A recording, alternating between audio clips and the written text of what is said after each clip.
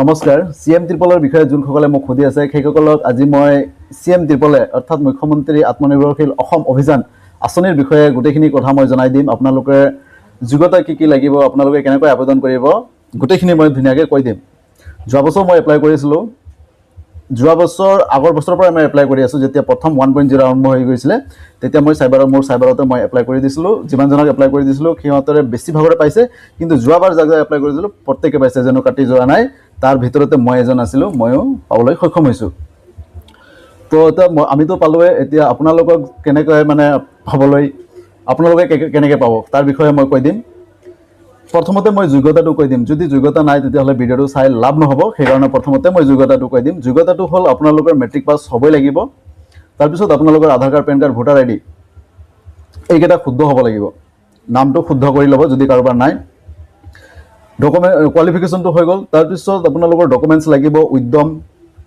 Employment exchange এই দুটা বস্তু অনলাইনতে হৈ যায় উদ্যম বনাবলৈ বিশেষ ডকুমেন্টছ নালাগে আপোনাৰ আধাৰ কাৰ্ড পেন কাৰ্ড হলে হৈ যায় এমপ্লয়মেন্ট এক্সচেঞ্জটো school certificate admit caste certificate এইকেইটা দিলে বনি যায় লগে লগে হৈ যায় এইটো হল প্ৰজেক্ট ৰিপৰ্ট যোৱা বছৰৰ প্ৰজেক্ট ৰিপৰ্টটো এনেকুৱা থাকে সবৰে মানে বেলেগ বেলেগ ক্যাটাগৰী হবতো কাৰোবাৰ পলিটি কাৰোবাৰ গটেৰি কাৰোবাৰ কিবা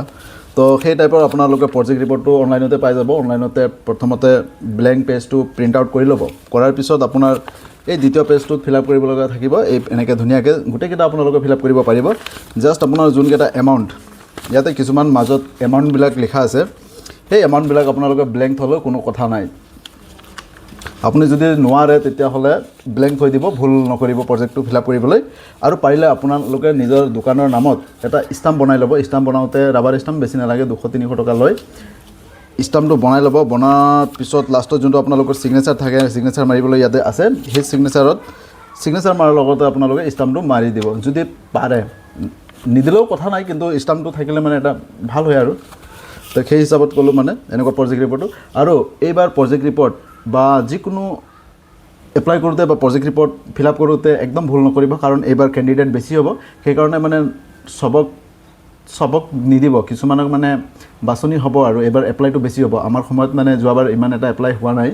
কেণ্ডিডেট কম আছিলে কিন্তু এইবাৰ বহুত বেছি হ'ব গম পাই গৈছোঁ তো সেইকাৰণে মানে একো ভুল নকৰিব যাতে আপোনাৰ নামটো কটা যাব গোটেইখিনি ধুনীয়াকৈ কৰিব তো এইটো আছিল আৰু মই যোৱাবাৰ মই দেখাই দি আছোঁ মোৰ যেতিয়া চেক আনিবলৈ যাওঁতে যেতিয়া মই লাইনত আছিলোঁ সেইটো এবাৰ দেখাই দিম মই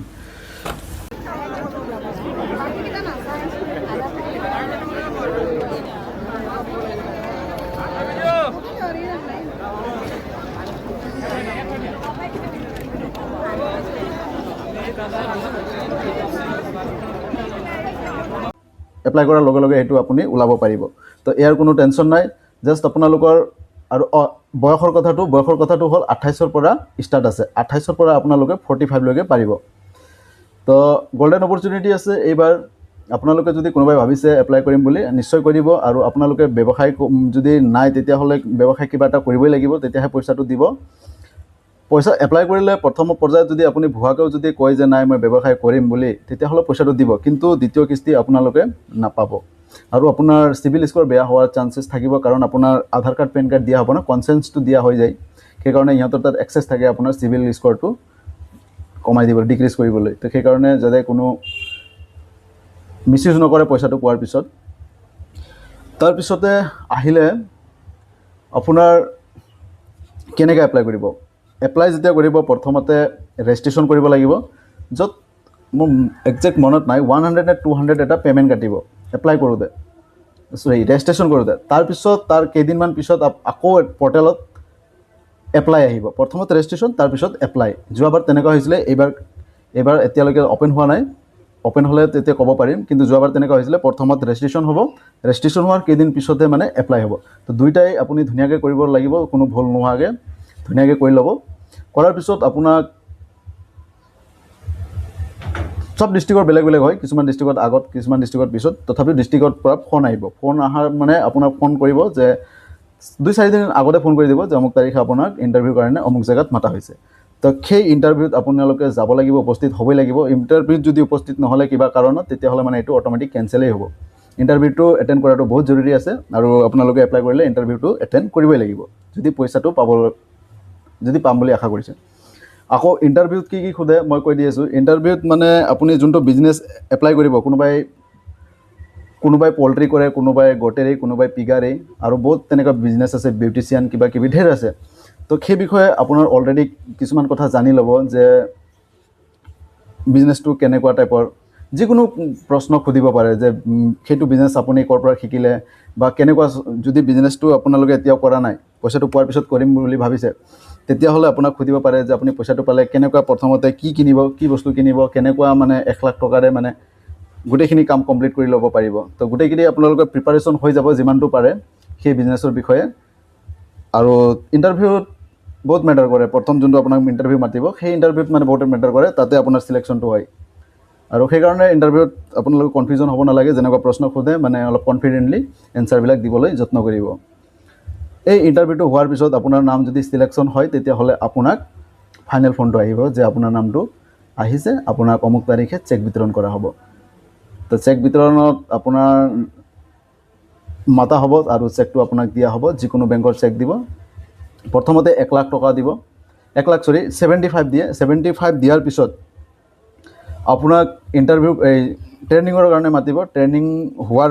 কেইদিনমান পিছতে আপোনাক বাকী 25,000টো বাই একাউণ্টত সিহঁতে মানে সোমাই দিব। 1 লাখ টকা হৈ গ'ল। আৰু বাকী 1 লাখ টকাটো আপুনি যেতিয়া বিজনেছ কৰিব, তেতিয়া সিহঁতৰ ফালৰ পৰা মানুহ পঠাব 2-3 মাহ পিছত। পঠোৱাৰ পিছত আপোনাৰ বিজনেছটো চাব, যদি আপুনি পইচাটো ইউটিলাইজ কৰিছে ভালকৈ, তেতিয়াহ'লে মানে বাকী 1 লাখ টকাটোৰ কাৰণে আপুনি এলিজিবল হ'ব। নহ'লে অন্য যদি মিছ ইউজ হৈছে, তেতিয়াহ'লে মানে আপোনাক আৰু নিদিয়ে পইচা। তো আপোনালোকে মিছ ইউজ নকৰিব। পইচাটো পালে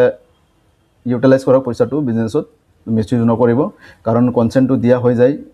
চিভিল স্ক'ৰ ডিক্ৰিজ কৰিব পাৰে সিহঁতে, চিভিল স্ক'ৰৰ কথা আছে। এই 1 লাখৰ কাৰণে আপুনি চিভিল স্ক'ৰটো বেয়া কৰি নল'ব, কাৰণ পিছলৈ আপুনি যাতে লোন চোন পোৱাত সুবিধা হয়। সেইকাৰণে মই কৈছোঁ পইচাটো যদি পায় আপুনি ইউজ কৰিব। মইতো অলৰেডি কৰি দিলোঁ ইউজ। মোৰতো অলৰেডি বিজনেছ আছে, আগৰ পৰাই বিজনেছ আছে। যিসকলৰ অলৰেডি বিজনেছ আছে সিহঁতৰ কাৰণে কোনো প্ৰব্লেম নাই, আৰু যাৰ বিজনেছ নাই সিহঁতে মানে বিজনেছটো কৰি দেখাবলৈ যত্ন কৰিব লাগে। তো আৰু যদি কিবা জানিব লগা আছে, তো আপোনালোকে মোক কমেণ্টত নিশ্চয় সুধিব। ধন্যবাদ।